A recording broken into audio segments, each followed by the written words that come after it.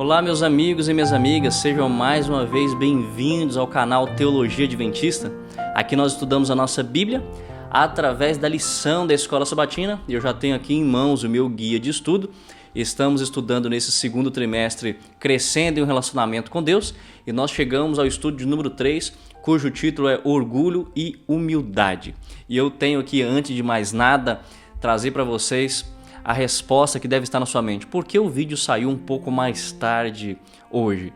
Irmãos, nesses últimos dias eu estive com alguma dificuldade de saúde, peguei uma gripe muito forte e nesses últimos 2 dias eu tinha que cumprir meus compromissos de pregações, batismo, visitação e eu fiquei um pouco impossibilitado. Eu consegui no sábado pregar, fazer batismos, mas no domingo, que é hoje, eu estou gravando esse vídeo para vocês, eu me senti muito indisposto, com a voz embargada, coriza, dificuldade para respirar, dor de cabeça e não pude fazer o vídeo, prepará-lo a tempo para que você pudesse vê-lo, para que você pudesse estudar no seu tempo hábil. Mas nós estamos aqui lutando para isso, Quando eu falo nós, eu me refiro à ajuda do poder de Deus e do Espírito Santo comigo, porque toda a gravação é feita por mim, todo o mapa mental, a edição do vídeo, subir para o canal e nós fazemos com muito carinho, querendo que você seja abençoado, abençoada, fortalecido no Senhor, tá bom? Mas sem demoras e sem delongas, nós vamos agora para o nosso mapa mental. Você tem aí na sua tela o nosso estudo de forma estrutural, de forma sistemática, lição número 3, Orgulho e Humildade. E qual é o objetivo da lição da semana? Sempre começamos por aqui. Ora, o objetivo da lição dessa semana é confrontar o orgulho humano e o amor ao mundo, levando-nos a reconhecer nossa dependência de Deus e a desenvolver um caráter que seja moldado pela humildade, pelo serviço, pela entrega, seguindo o exemplo de Jesus, que é o nosso maior modelo no que diz respeito à humildade. E a lição vai fazer um contraste bem claro entre os ideais e princípios de Jesus e os ideais e propósitos de Satanás, não é mesmo? Então nós temos aqui uma introdução para que você entenda a definição. Por exemplo, nós temos a definição de orgulho e de humildade, mas também, muitas das vezes, a humildade ela é confundida com autodepreciação e nós precisamos entender um pouco isso. O orgulho é a visão inflada de si mesmo, agora a humildade é a visão correta de si mesmo. Agora, a autodepreciação é a visão distorcida e diminuída de si mesmo. E talvez você esteja pensando assim, olha, essa lição é muito fácil, comunhão com Deus, crescer, desenvolver relacionamento com o Senhor, oração, estudar a Bíblia. Eu não preciso estudar muito, não preciso dedicar e nem me esforçar muito para estudar essa lição, porque qualquer coisa que eu falar na classe, por si só, já será um grande conteúdo. Mas não pense assim. Assuntos como esses precisam ser bem analisados, precisam ser bem desenvolvidos. Você precisa ponderar, refletir, conscientizar a sua mente da questão intelectual, porque a lição desse trimestre não está falando sobre questão de apologética, não está falando sobre hermenêutica, não está falando sobre exegese, não está falando sobre temas complexos e difíceis, mas está trazendo para nós a vida cristã prática. E para viver de forma prática, eu preciso pedir ao Senhor que Ele atue na minha essência. Eu preciso examinar a mim mesmo. Você precisa examinar a si mesmo para que possamos entender o que é orgulho. Porque às vezes eu tenho a facilidade de ver orgulho na vida do outro, mas e na minha? Será que eu consigo ver o meu próprio orgulho? A minha tendência é sempre achar que o outro é orgulhoso e que eu sou humilde. Mas isso é a realidade dos fatos? Então vamos analisar comigo o que é o orgulho. O orgulho é a atitude interior de autossuficiência. Eu me acho autossuficiente. E exaltação própria, quando a pessoa coloca a si mesmo no centro, confiando mais em si do que em Deus e nos outros. Eu sou melhor que os outros, ninguém pode comigo, o que eu faço é melhor do que os outros, o que eu tenho para contar é mais importante que os outros têm para contar, as minhas pregações são as melhores, olha, eu gosto de pregar, mas tenho dificuldade de sentar no banco e escutar o outro quando o outro vai pregar. Eu gosto de passar lição, mas quando o outro vai falar eu tenho dificuldade de aprender com o outro, porque eu acho que sempre as minhas respostas são as melhores, que as minhas mensagens são as melhores. Isso é auto de orgulho. O orgulho é quando a pessoa se coloca acima do que realmente é. E orgulho também é a mesma palavra na Bíblia para soberba. É a expressão mais elevada e visível do orgulho, uma postura arrogante, de superioridade, eu sou superior aos outros, que despreza os outros e rejeita a dependência de Deus. Isso é um mal. Então vamos ver aqui, o que é o orgulho de forma prática. A pessoa exalta a si mesmo em seus feitos, tudo que ele vai contar, ele conta que o que ele fez foi mais importante. Se alguém conta algo importante, ele tenta relembrar ou tenta acrescentar aos fatos algo que ele fez que foi mais importante do que a história que o outro contou. Ele tem dificuldade de reconhecer os seus erros. Quando alguém lhe chama atenção, ele sempre joga a culpa em alguma coisa. É o carro que deu defeito, por isso me atrasei. É a esposa que não se arrumou a tempo e por isso nós chegamos atrasados, né? Precisa ser superior, reconhecido ou admirado. Compara-se constantemente com os outros, dizendo que é melhor aos outros, né? Então, esse é um problema do orgulho. A soberba, que é algo parecido, né? Na verdade é a expressão mais elevada e visível do orgulho, nós podemos escrever alguns exemplos mais claros. Vamos ver alguns exemplos no casamento. A pessoa ela nunca pede perdão, nunca está errado. Mesmo sabendo que errou, sempre precisa ter a última palavra, né? Usa o silêncio como uma forma de punição. E no trabalho, como essa pessoa se comporta? Não aceita correção do chefe ou colega, fica incomodado quando o outro é elogiado e ele não, atribui sucesso a si mesmo, faz uma parte do trabalho e apresenta o trabalho como se ele tivesse feito todo o trabalho, isso sendo um trabalho ou na escola, né? Um trabalho escolar. Na igreja, só participa se for reconhecido, fica ofendido quando não é escolhido, critica quem faz diferente dele. Se alguém chega próximo e começa a se oferecer para ajudar, ele diz, olha, essa pessoa deve se achar melhor do que eu, ou deve achar que eu não sou capaz, porque sempre fica me oferecendo ajuda. Então ela tem essas distorções cognitivas, né? Porque tem essa tendência de querer ser superior a todos. Nas conversas, interrompe os outros para contar a sua própria história, sempre sabe mais sobre qualquer assunto, dificilmente faz perguntas, ele só afirma. E isso me fez lembrar de um livro que eu li o ano passado, que é esse aqui, O Monge e o Executivo. E tem um trecho desse livro que eu achei muito interessante. Existe um monge e existe um executivo. Esse monge se chama Simeão e o executivo se chama John. E esse John constantemente interrompe as pessoas. E em algum momento o monge Simeão lhe dá uma lição de moral e diz assim: quando você interrompe as pessoas no meio de uma frase, John, você envia algumas mensagens negativas.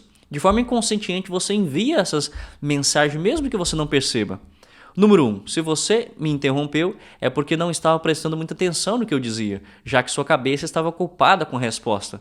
Ou seja, você interrompe constantemente as pessoas, talvez seja porque você esteja prestando atenção muito no que você já queria dizer e menos do que o outro estava falando para você.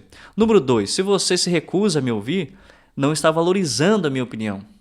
E terceiro, finalmente, você deve acreditar que o que tem a dizer é muito mais importante do que eu tenho a dizer. John, essas mensagens são desrespeitosas e como líder você não pode enviá-las. Como executivo, como líder de igreja, como um sacerdote do lar, como um pai de família, como alguém que os outros admiram, você não pode fazer isso. Então é necessário que você seja humilde. E humilde é aquela pessoa que, por mais que ele queira falar, ele deixa o outro falar, ele pergunta ao outro qual que é a sua opinião. Por quê? Porque ele quer também entrosar o outro, ele quer também que os outros se sintam bem. Você deveria aprender a arte de fazer amigos e influenciar pessoas, não é mesmo? Então, isso é muito importante. Agora, na vida espiritual, a pessoa ora pouco, aquela que é orgulhosa, soberba, porque acha que já está bem, não precisa orar muito. Justifica os seus erros em vez de confessá-los. Em vez de dizer, realmente errei, preciso corrigir. Não, ele diz, não, eu errei por causa disso, ou aconteceu isso por causa daquilo outro. Compara-se com os outros para se sentir melhor. Interpreta qualquer sucesso como confirmação divina e qualquer crítica como um ataque espiritual. Olha só. Então aqui você tem as características do orgulho. Diante de algum conflito, uma pessoa que é orgulhosa, ele se defende ou defende sua posição mesmo estando errado.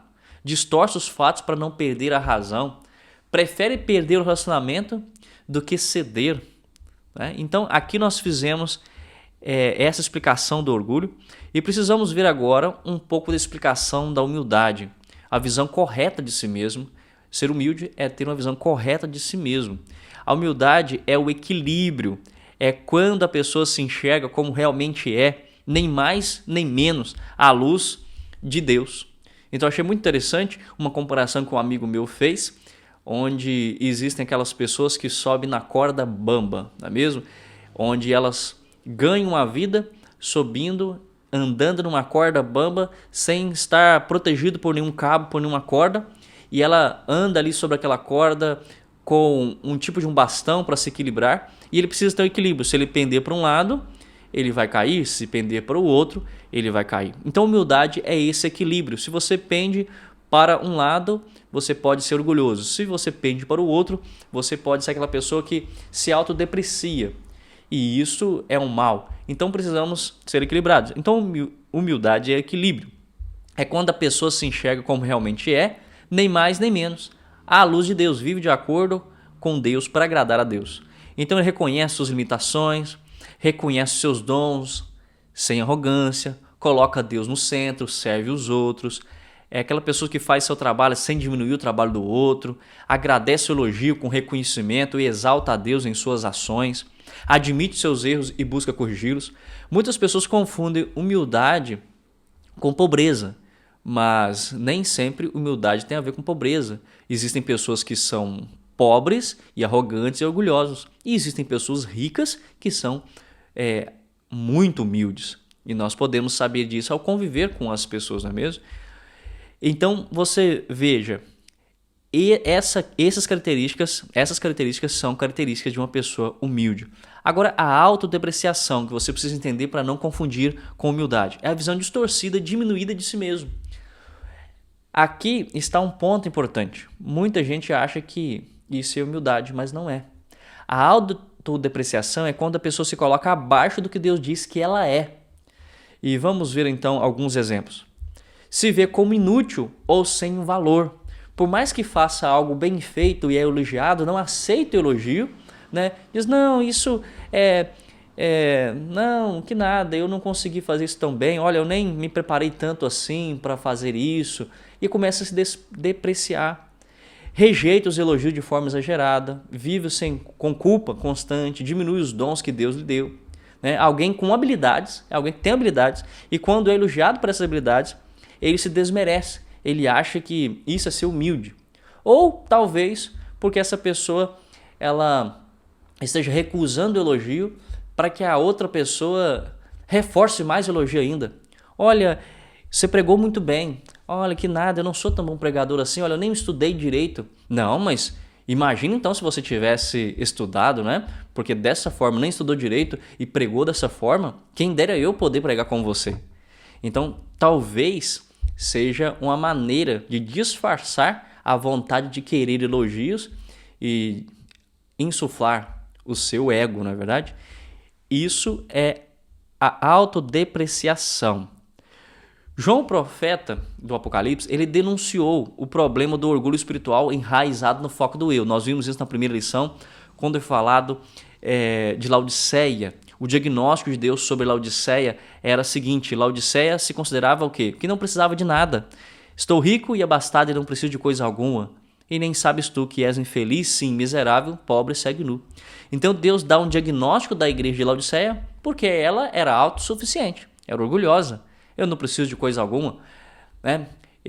Aquela cidade foi destruída e quando o governo tentou ajudar aquela cidade a se reconstruir, eles disseram não, pode pegar o seu dinheiro e ajudar outras pessoas porque nós temos capacidade, temos recursos suficientes para reconstruir a cidade com o nosso próprio dinheiro. Né? É aquela pessoa que acha que não precisa de coisa alguma, que já sabe tudo, que nunca precisa aprender, que nunca precisa ouvir, que sempre só precisa falar. Nós vemos aqui também que a nossa lição vai falar sobre a origem do orgulho no céu. Se referindo a Lúcifer, o texto bíblico diz: tu dizias no teu coração, eu subirei ao céu, acima das estrelas de Deus exaltarei o meu trono, no monte da congregação me assentarei, nas extremidades do norte, subirei acima das mais altas nuvens e serei semelhante ao Altíssimo. Eu, meu, minha, pronomes possessivos, né?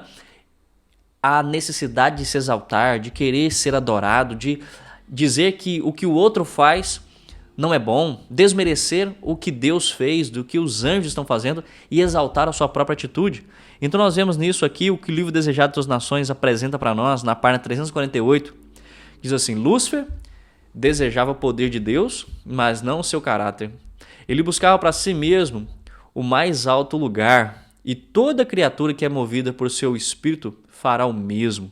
Assim serão inevitáveis a separação, a discórdia e a contenda. O domínio torna-se o prêmio do mais forte. O reino de Satanás é um reino de força. Cada indivíduo considera todos os outros como obstáculo no caminho de seu próprio progresso. Um degrau sobre o qual pode subir para chegar a uma posição mais elevada. Então veja que Satanás ele faz tudo por causa do poder, por causa do domínio, por causa da força, né? Considera todos os outros como obstáculos, e se eu tenho que destruir alguém para conseguir o meu objetivo, não importa, porque é apenas mais um obstáculo. O que importa é o meu sucesso. E não importa se o outro vai ficar chateado, não importa se o outro vai perder o emprego por isso, não importa se eu não teria amigos, o importante é o sucesso, o importante é o poder, o importante é o domínio. Então, aqui diz que este é um sentimento equivocado, é uma atitude contrária à vontade do Senhor, não é mesmo?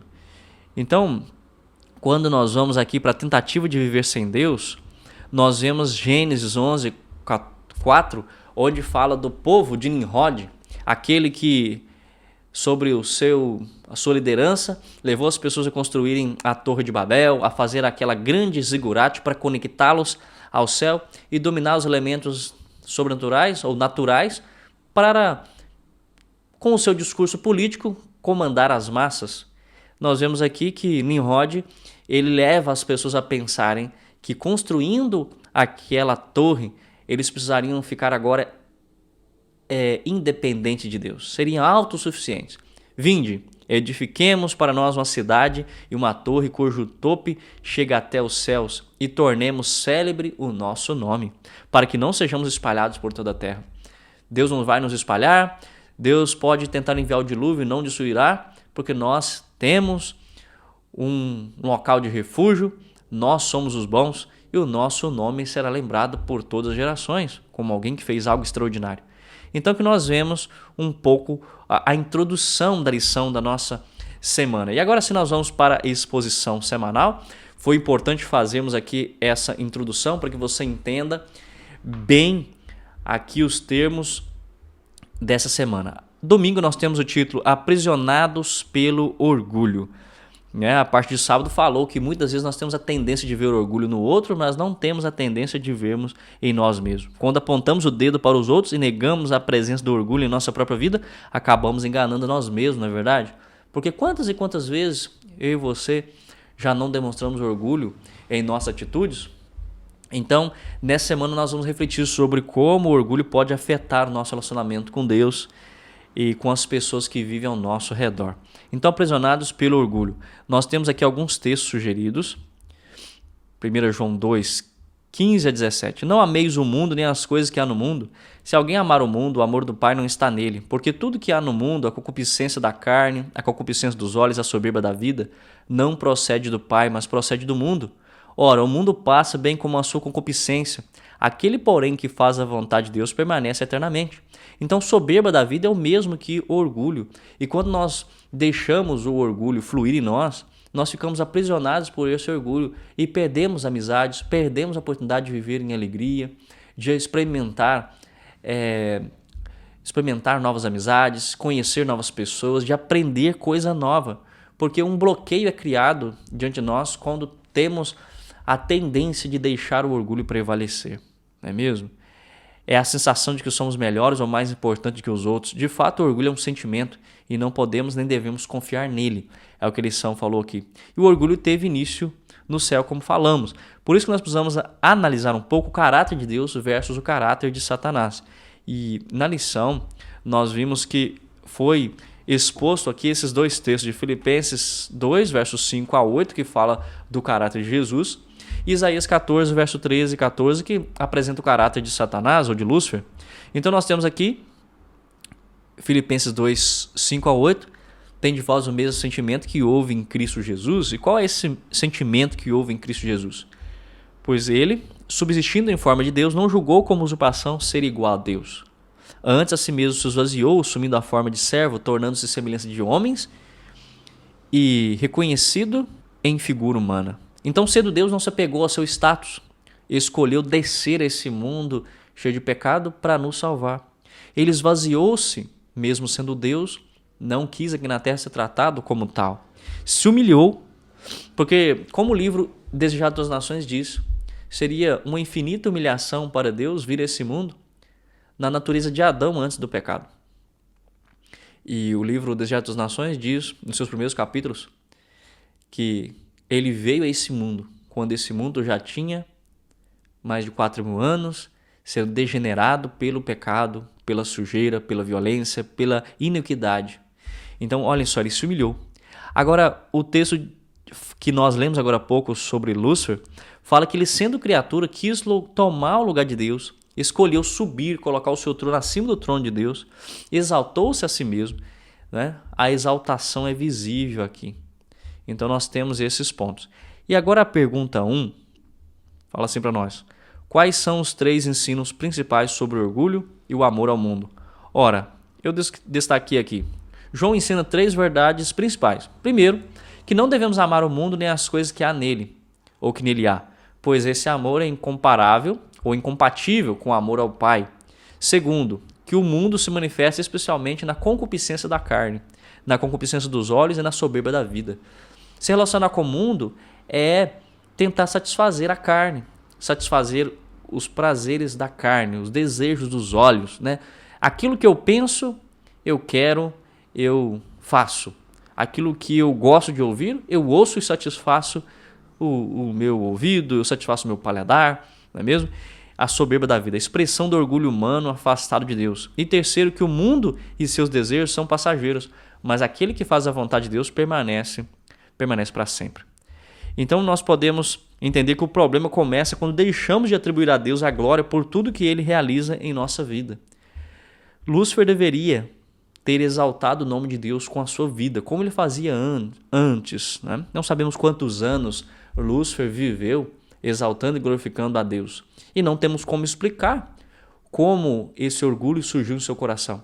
Na verdade, o orgulho é o primeiro pecado onde todos os outros saem dele, né? Porque nós não podemos explicar o pecado. Porque se nós pudéssemos explicar, isso seria o mesmo que tentar encontrar uma razão para ele. Isso seria o mesmo que dizer que ele era necessário. Então, o pecado não existe explicação para ele. E não podemos ser aprisionados pelo pecado. Podemos ir agora para a parte de segunda-feira. O título é Conheça a si mesmo. Você e eu precisamos conhecermos a nós mesmos. E o que nós podemos aprender aqui nessa lição da parte de segunda-feira? Tem os textos aqui. E o texto sugerido é o de Lucas 18, verso 9 ao 14. Propôs também essa parábola a alguns que confiavam em si mesmos, por se considerarem justos e desprezavam os outros. Pessoas orgulhosas, né? Se consideravam justas porque seguiam as tradições e desprezavam os outros porque os outros não seguiam as tradições que eles mesmos estabeleceram. Não era a palavra de Deus, era a tradição rabínica, mas eles achavam que se eles obedecessem às próprias normas que eles levantaram, com isso eles eram justos. E aqueles que não faziam o que eles faziam, esses eram desprezados por eles. 2 homens subiram ao templo com o propósito de orar, um fariseu e o outro publicano. O fariseu pôs de pé, orava de si mesmo para si mesmo. Olha que o texto diz que ele orava de si mesmo para si mesmo. Dessa forma, ó Deus, graças te dou, porque não sou como os demais homens, roubadores, injustos e adúlteros, nem ainda como este publicano. Jejuo 2 vezes por semana e dou o dízimo de tudo quanto ganho. O publicano, estando de pé, longe, não ousava nem levantar os olhos ao céu, mas batia no peito, dizendo: ó Deus, sê propício a mim, pecador. Digo-vos que este desceu justificado para sua casa e não aquele, porque todo o que se exalta será humilhado, mas o que se humilha será exaltado. Olha, nós precisamos ver aqui o contexto. Tem 2 homens, um fariseu e um publicano. O fariseu era um líder religioso que seguia tradições à risca. Mas a Bíblia diz que os fariseus, eles criaram leis para si e obedeciam às leis que eles criaram, mas eles falavam para o povo fazer as coisas, mas eles mesmos não faziam. Então o fariseu não é aquele que obedecia a palavra de Deus, é aquele que seguia aquilo que eles mesmos achavam que era o importante seguir. Era aqueles que praticavam justiça própria. O fariseu, ele apresenta ações externas para tentar demonstrar para as pessoas quem ele é. Né? Ele, como o texto diz, ora de si para si mesmo. Ele ora exaltando a si mesmo em voz alta, porque talvez alguém passe e veja, né, em suas palavras como ele é bom. Ele se vê bom aos próprios olhos e ele está apenas fazendo aquele ritual para insuflar o seu ego, não para buscar ao Senhor, não para exaltar a Deus, não para agradar ao Senhor, não para buscar perdão, não para buscar livramento, não para pedir a Deus força para vencer as suas tendências carnais. Ele apenas está se exaltando. Né? Ele começa a se comparar aos outros, começa a se comparar ao publicano. E quem era esse publicano? Esse publicano era um homem que cobrava impostos da nação, considerado como um traidor da nação. Ou seja, era inimigo dos fariseus. O fariseu seria a casta de pessoas mais elevadas e nobres, e os publicanos os mais rebaixados, os mais miseráveis da sociedade. Mas o publicano apresenta ações internas, ele demonstra realmente que estava no seu coração, ele se sente indigno e nem ousa levantar os olhos para o céu porque se sente muito pecador, bate no seu peito com a demonstração de que estava totalmente arrependido do que havia feito e de que não conseguia se dominar a si mesmo, mas vai até Deus para buscar a dependência do Senhor, se submete a Deus para que Deus o ajude a vencer as suas tendências. Né? E nós podemos entender que aqui nesse estudo fala conheça a si mesmo. E o autor da lição sugeriu essa história porque é muito fácil nós cairmos na tentação de querer nos engrandecer-nos. E aqui eu trago para você a reflexão. Nós precisamos fazer uma autoavaliação espiritual honesta de quem realmente nós somos. Em nossa oração, diante do Senhor, precisamos nos despir. Precisamos também nos policiar para que diante da oração não venhamos cometer os mesmos erros, nem diante das pessoas no dia a dia. Por que muitas vezes nossas orações em casa são uma forma e na igreja elas são outra? Nós, diante das pessoas na igreja, precisamos orar com humildade, fazendo uma autoavaliação espiritual honesta de nós mesmos, conhecendo nossas limitações, conhecendo nossas motivações ocultas. Será que quando eu vou à igreja e eu estudo a lição, eu estudo para aprender realmente sobre Deus, ou porque eu quero mostrar para os demais alunos da minha unidade de ação que eu estudei e que eu me importo com a espiritualidade? Será que eu quero mostrar a minha eloquência, minha capacidade cognitiva, quero mostrar que eu sou espiritual? Nós vemos muito isso nas histórias bíblicas dos fariseus, e isso pode acontecer comigo e pode acontecer com você. Então a pergunta 2 fala assim: o que você pensa sobre esses dois homens? O que Jesus pensava? Que lição importante esse texto ensina a todos nós? Ora, a resposta que eu trouxe para vocês aqui como sugestiva é que Jesus Cristo ele apresenta dois homens. Um fariseu orgulhoso que confia em sua própria justiça e um publicano humilde que reconhece seu pecado. Enquanto o fariseu se exalta, o publicano clama por misericórdia. Jesus deixa claro que o publicano foi justificado diante de Deus, ensinando que a verdadeira aceitação vem da humildade e do arrependimento sincero, da confissão, do abandono do pecado, e não do orgulho religioso, de ações externas meramente. Pois bem, então, tendo visto isso aqui, nós podemos ir para a parte de terça-feira, que tem como título Moisés, servo humilde. Então a lição vai fazer um contraste aqui agora com a história de Moisés e outros personagens bíblicos para mostrar a humildade de Moisés e a soberba, a arrogância, o orgulho de Faraó. Ora, olha os textos. Hebreus 11, 24 a 26, que é sugerido na pergunta 3, diz assim: pela fé Moisés, quando já homem feito, recusou ser chamado filho da filha de Faraó, preferindo ser maltratado junto com o povo de Deus a usufruir prazeres transitórios do pecado, porquanto considerou o opróbrio de Cristo por maiores riquezas do que os tesouros do Egito, porque contemplava o galardão.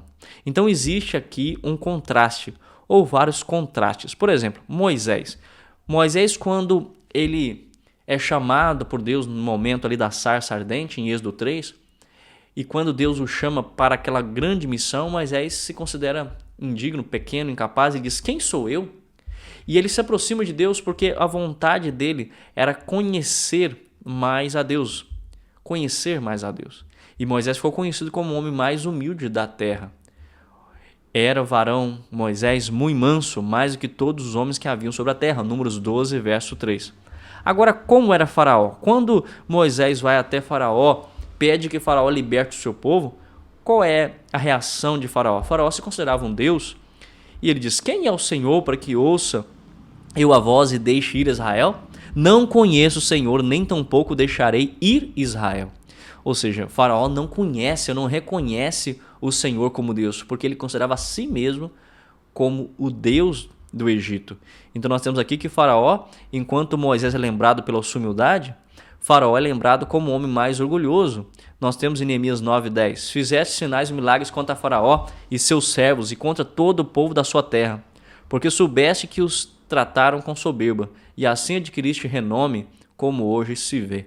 Aqui ficou registrado nas escrituras que Faraó era soberbo, mas Moisés era humilde. Então nós temos outros exemplos na Bíblia de pessoas humildes e outras soberbas, como Caim, orgulhoso, e Abel, humilde, Jacó, humilde, Esaú, orgulhoso, José, humilde, seus irmãos, orgulhosos, Daniel, humilde, e Nabucodonosor, orgulhoso. Quando nós analisamos esses exemplos e trazemos aqui esses elementos diante de nós para analisarmos, para pensarmos neles, nós então identificamos a atitude de uns e a atitude de outros. E pela comparação, pelo contraste, nós entendemos como deve ser a vida de uma pessoa humilde, a minha vida e a sua vida. É por isso que na pergunta 3, nós temos a seguinte pergunta: por que Moisés escolheu seguir um caminho diferente e muito mais humilde? Moisés escolheu um caminho mais humilde porque ele valorizou as promessas, mais as promessas de Deus, do que as riquezas e prazeres do Egito, que são transitórios, passageiros. Preferiu sofrer com o povo de Deus a desfrutar dos prazeres temporários do pecado, pois tinha os olhos voltados para a recompensa eterna.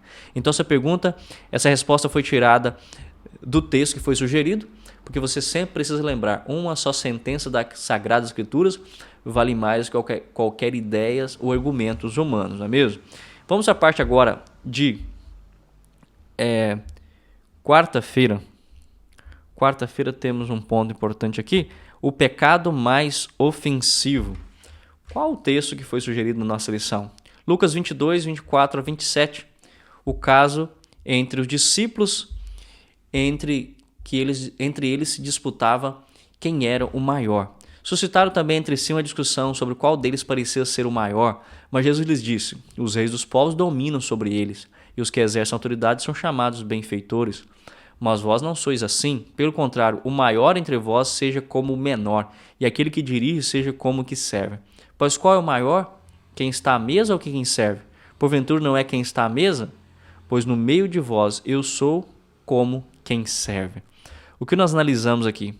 O pecado mais ofensivo para Deus é o pecado de nos sentirmos melhor do que os outros. Um falso conceito sobre o reino messiânico é que levou os discípulos a suscitar essa discussão entre eles. Por quê? Eles pensavam que o reino de Deus seria um reino que seria estabelecido de forma terrestre, que teria uma localidade, que teria um palácio, que teria súditos, que teria aqueles que seriam o ministro da Justiça, o ministro da Educação, o chefe militar, aquele que seria o sábio do palácio, aquele que cuidaria das finanças, o tesoureiro. Então eles entre si estavam discutindo quem iriam tomar posse desses cargos, dessas funções importantes no ministério de Jesus, porque eles pensavam que o reino de Jesus messiânico era um reino terrestre. Então eles tinham um falso conceito do reino messiânico. Isso os leva a essa atitude de quererem discutir entre si quem ficaria com um lugar melhor, as posições que ocupariam no reino idealizado por eles, né? O livro Desejado de Todas as Nações traz um trecho que eu acho que é muito importante ler com vocês aqui. Fala assim: diante da honra vai a humildade. Para ocupar um elevado cargo diante dos homens, O céu escolhe o obreiro que, como João Batista, assume posição humilde diante de Deus. O discípulo mais semelhante às crianças é o mais eficiente no trabalho para Deus. Por que Ellen White fala isso aqui? Porque na sequência dos eventos em que os discípulos estão lutando entre si para saber, ou discutindo entre si, quem deles iria ser o maior no reino de Deus, Jesus se aproxima, começa a trazer as crianças para perto de si, começa a colocar elas no colo e começa a dizer, olha, aquelas pessoas que não se tornarem como essas crianças não podem entrar no reino de Deus. Porque a criança, ela não quer função. Criança, ela é humilde. Para ocupar um elevado cargo diante dos homens, o céu escolhe o obreiro que, como João Batista, assume posição humilde diante de Deus. O discípulo mais semelhante às crianças é o mais eficiente no trabalho para Deus. Os seres celestes podem cooperar com aquele que procura não se exaltar, mas salvar almas. Aquele que mais profundamente sente sua necessidade de auxílio divino há de pedi-lo, e o Espírito Santo lhe dará vislumbres de Jesus que lhe fortalecerão e elevarão a alma. Da comunhão com Cristo sairá ele para trabalhar pelos que estão perecendo em seus pecados. Está ungido para a sua missão, e é bem sucedido onde muitos instruídos e intelectualmente sábios fracassariam.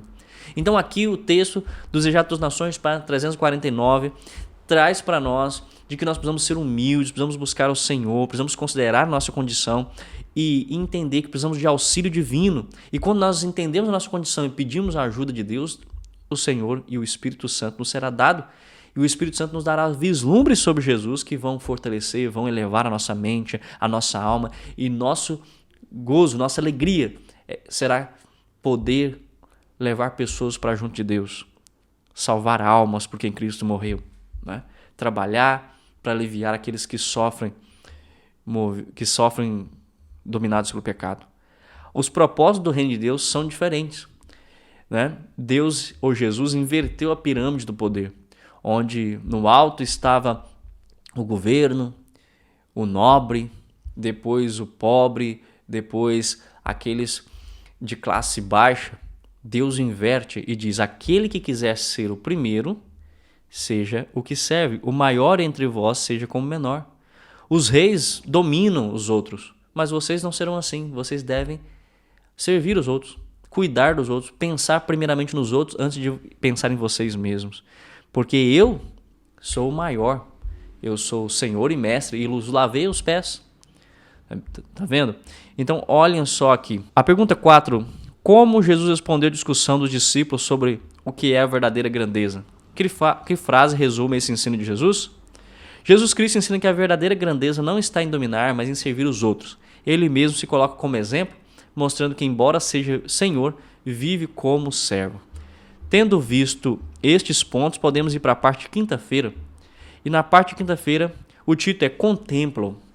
Há um texto no Espírito de Profecia que diz que pela contemplação nós somos transformados. Há também um texto na Bíblia, em Romanos 12, que fala quanto mais contemplamos a Jesus, mais seremos semelhante a Ele. E é o foco da lição de quinta-feira aqui. Aqui pede para ler novamente o texto de Lucas 22, 27, pois qual é o maior? Quem está à mesa ou quem serve? Porventura não é quem está à mesa? Pois no meio de vós eu sou como quem serve. Olha, aquelas pessoas que estão sentadas na mesa, elas são importantes, podem pagar um restaurante caro. E aquele que está levando a comida até a mesa, que está servindo, que é o garçom, diante da comunidade de forma atual, ele é visto como menos importante. Mas Jesus está invertendo a pirâmide do poder e está dizendo totalmente o contrário. Ele está dizendo, vocês precisam servir, porque eu estou servindo. E aqui está o caminho da felicidade. Precisamos contemplar Jesus. E ao contemplar Jesus, precisamos analisar as suas atitudes. Jesus lavou os pés dos discípulos assumindo o papel de servo. Isso não seria para nós um grande ensino para colocarmos em prática, que precisamos também assumir o papel de servo e considerar os outros superiores a nós mesmos? Tocou e curou leprosos que eram excluídos pela sociedade. Não podemos fazer segregação. Sentou-se à mesa com publicanos e pecadores sem desprezá-los. Atendeu pessoas simples e ignoradas, como uma mulher samaritana. Interrompeu seu caminho para cuidar de necessitados no meio da multidão. Acolheu crianças, valorizando quem era considerado pequeno e sem status como crianças. Conversou com mulheres que eram consideradas como marginalizadas na sociedade daquela época. Perdoou publicamente aqueles que o ofenderam, como na cruz. Pai, perdoa-os porque eles não sabem o que fazem. Não buscou reconhecimento humano pelos seus milagres, mas muitas vezes mandava que as pessoas fossem e não divulgassem o que aconteceu. Escolheu nascer em um lugar humilde, em um lugar simples e sem prestígio. Caminhou com discípulos falhos, sem desprezá-los por suas fraquezas. Muitos líderes, muitas vezes, arrebanham um grupo de discípulos e se sentem os maiorais quando fazem perguntas que seus discípulos não são capazes de responder. E agora sim eles dão respostas magníficas. Por quê? Porque querem ser apreciados diante dos outros, querem mostrar a insuficiência, a incapacidade de seus alunos e a capacidade intelectual que eles têm. Assim não era com Jesus. Caminhou com discípulos falhos, sem desprezá-los por suas fraquezas, e usou a eles para pregar o evangelho. Dedicou mais tempo aos ensinos para esses 12 do que às grandes multidões, porque sabia que esses homens transformados mudariam o mundo. E a pergunta número 5 fala para nós: qual é a principal mensagem deste versículo para todos os seguidores de Cristo? A principal mensagem é que seguir Jesus Cristo significa abandonar a busca por exposição e por status e adotar uma vida de serviço abnegado aos outros. Ainda complementando, nós temos a pergunta 6, à luz de Filipenses 2, do verso 3 a 8, e do significado da cruz: como nós devemos viver? Ora, nós temos aqui o texto que nós já lemos, que nós devemos nos induz, nos estimula a ter o mesmo sentimento que houve também em Cristo Jesus. Devemos viver com humildade, considerando os outros superiores a nós mesmos, sem egoísmo ou vaidade. Somos chamados a ter a mesma atitude de Cristo, servir, renunciar ao orgulho e obedecer a Deus, mesmo quando isso envolve sacrifício, colocando o amor acima dos próprios interesses. O que seria viver considerando os outros superiores a você mesmo? É no sentido de que você sempre tem que se preocupar com os outros. Não que alguém que não tem habilidade para algo e você tem habilidade, essa pessoa vai ser considerada melhor que você. Não, porque não há lógica nisso. Se alguém tem uma habilidade melhor, ele vai ser convocado com mais facilidade para aquela ação porque ele tem aquela habilidade. Considerar o outro superior a você mesmo é sempre esperar o melhor do outro. É quando, por exemplo, está na fila para tomar a refeição, ali no junta-panela na igreja, você primeiro deixa as mulheres, as crianças, ou aquele irmão que mora mais longe, aquele irmão que não teve a condição de, quem sabe, tomar um café da manhã reforçado como você teve. Considerar os outros superiores a você mesmo é quando em uma reunião de comissão você expõe o seu pensamento, mas você também escuta o que os outros têm a dizer. E quando a maioria escolhe algo que não foi aquilo que você sugeriu, você é humilde em atender e respeitar a escolha da maioria. E isso é considerar os outros superiores a vós mesmos, sem egoísmo ou vaidade, não é mesmo? Servir, renunciar ao orgulho e obedecer a Deus mesmo quando isso envolve sacrifício. Para ser humilde, você precisa sacrificar todos os dias no seu trato com a esposa, com o esposo, com os filhos, com o amigo de trabalho, com o colega da sala de aula, colocando o amor acima dos próprios interesses. Isso é considerar os outros superiores a vós mesmo. Colocar o amor acima dos próprios interesses. E agora sim, nós podemos ir para a parte do fechamento. E aqui eu trago algumas frases como sempre. Hoje, escolha trocar o orgulho pela humildade. E agora sim você entende o que é o orgulho e o que é a humildade. O orgulho é você se considerar superior àquilo que realmente é. E humildade é você se colocar no seu lugar. Decida depender mais de Deus e menos de si mesmo. Antes de tomar qualquer decisão, busque ao Senhor, busque o assídio do Senhor, leia a Bíblia e estude profecias sobre aquele assunto. Renuncie à necessidade de reconhecimento e busque agradar a Deus. Nada faça por partidarismo ou por vanglória. Nada faça para ser elogiado e exaltado pelas pessoas. Renuncie à sua necessidade de ser elogiado, de ser reconhecido, mas busque fazer tudo para agradar ao Senhor Deus. Pare de comparar-se com os outros e comece a servir os outros.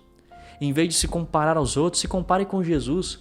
Olhe sempre para Jesus e veja como eu ainda preciso melhorar para ser mais humilde como Jesus, para ser mais amoroso como Jesus, para ser mais paciente como Jesus, para ser mais manso como Jesus, para ser uma pessoa que agradava mais ao Pai como Jesus. Lembre-se, o mundo passa, meus irmãos, mas a vontade de Deus ela permanece para sempre. Por isso faça a vontade de Deus, porque ela perseverará, ela irá sempre existir. Mas esse mundo e os seus ideais um dia irão passar. Escolha o caminho do publicano, vá até Deus pedindo misericórdia, relatando de forma íntima aquilo que vai dentro do seu interior com humildade, e não como fariseu, querendo se sobressair diante de Deus. Valorize o eterno acima do imediato. Substitua o eu mereço pelo Deus é gracioso. Sirva em silêncio como Jesus Cristo serviu. Esvazie-se de si mesmo para ser cheio do Espírito Santo. Como você pode pedir que o Espírito de Deus encha você se você não se esvazia de si mesmo? Primeiro precisamos nos esvaziar de nós mesmos, e para que possamos então ser cheios do Espírito de Cristo. Viva não para ser visto, mas para agradar a Deus. Que esse seja o seu desejo, a sua vontade, e que nós possamos nos firmar nessa presente verdade. Foi uma alegria estudar a Bíblia na sua companhia nessa semana, e nos encontraremos na lição da semana que vem. Espero você lá. Até breve.